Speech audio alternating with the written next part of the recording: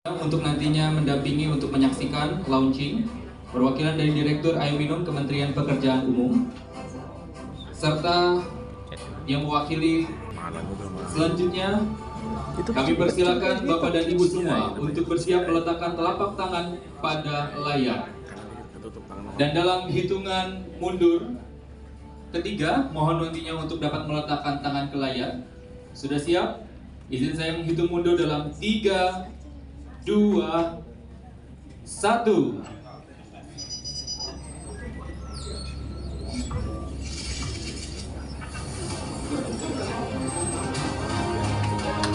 Dengan demikian, launching dan diseminasi hasil surveillance kualitas air minum rumah tangga di Indonesia tahun 2023 telah resmi diluncurkan.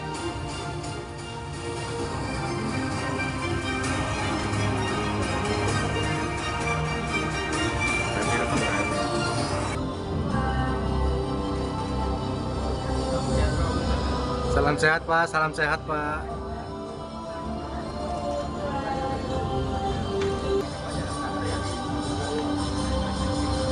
Perwakilan Direktur Sinkronisasi Urusan Pemerintah 2 Kementerian Dalam Negeri. Pemberian ini sebagai simbolis. Kan disebutkan Iya Pak, air yang galon isi ulang ulang itu Pak. banyak digunakan, Di Jakarta, tapi Pak, ternyata Pak. mengandung E. coli. Nah, ini caranya seperti apa Pak? Jadi kita mesti memperbaiki itu aturan pengisian ulang di galon dan kita mesti ambil sampel-sampel dari sentra-sentra pengisian air isi ulang. Karena ternyata tidak cuma E. coli atau bakteri saja, tetapi materi endapan yang ada di air isi galon ternyata lebih besar daripada yang ada di PDAM. Dan kita tadi sudah saya sampaikan, akses masyarakat yang tersambung rumahnya dengan PDAM itu masih kurang dari 50%.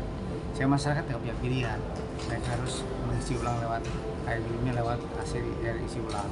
Tapi itu juga harus kita perbaiki, sistem sanitasinya kita evaluasi.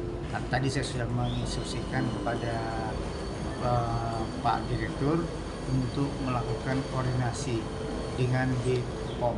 Dengan BPOM, nanti BPOM yang akan menilai dan memberikan surat izin edar bagi isi ulang tersebut supaya masyarakat bisa terjamin kesehatan dan kualitas air tersebut.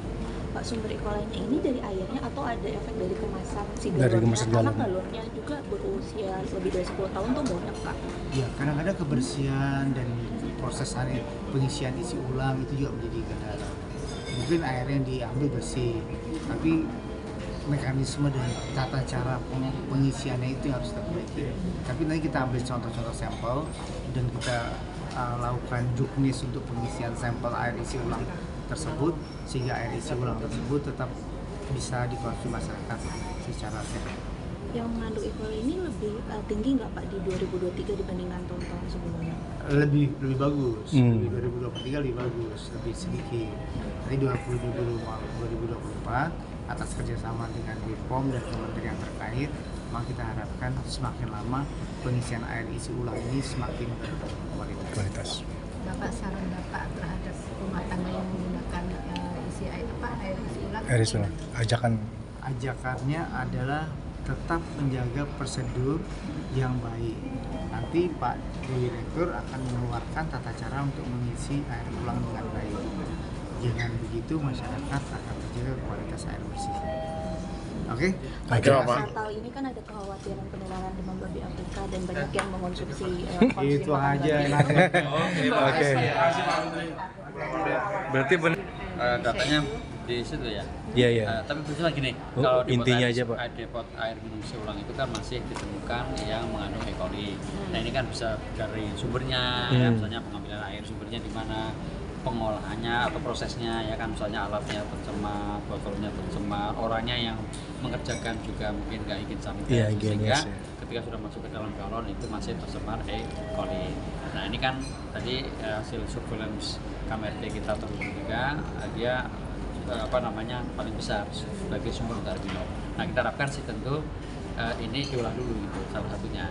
Tentu kami ada pembinaan bersama Kementerian Perindustrian sebagai pembina depot air minum, kita melakukan supaya seluruh penyelenggara depot air minum isi ulang itu memenuhi prinsip-prinsip bikin sanitasi, sehingga air yang ada dalam galon dan dikonsumsi masyarakat itu memenuhi persyaratan. Oke itu. Tapi kalau misalnya ada yang belum, ya saran kita dimasak dulu. Tidak langsung diminum. Gitu. Periksa dulu. Dimasak. Biasanya di wilayah mana sih? Nah, nanti saya nggak hafal ya. Nanti yang dimakan, saya akan lupakan. Itu penyebabnya apa nih? Apa ini? Menyebabkan Oh ya kan Kira-kira. gini. Kalau kan gini, misalnya dia nggak mempercayai apa namanya air dari PDAM atau permukaan ya. Kan permukaan itu bisa PDAM, bisa non PDAM. Tapi misalnya warnanya keruh, bau dan sebagainya, sehingga dia tidak menggunakan itu sebagai air minum, tapi dia cari lagi air mineral. Yang tadi itu digunakan untuk mencuci, untuk mandi, untuk dan sebagainya. Tapi yang digunakan bukan untuk air minum, dia pakai untuk air minum solar. Mungkin sumurnya ada, sumurnya bisa untuk mandi, untuk mencuci dan sebagainya. Tapi kan untuk air minumnya dia nggak menggunakan air dari sumurnya, tapi menggunakan air minum solar. Gitu. Nah harapannya karena ini kita terus membina supaya kita air minum ini memiliki prinsip tadi sekali lagi ya. Kalaupun tidak, yang minimal harus dimasak dulu. Masak dulu Tidak ya. langsung diminum. Ini kita dilakukan berapa lama? Tahun ini yang akan kita paparkan surveillance kualitas air minum tahun 2023 ya. Jadi dulu kan kita mempublish tahun 2020. Nah 2021-2022 itu karena pandemi kita nggak secara besar. Nah baru yang tahun 2023 kita lakukan secara besar. Gitu.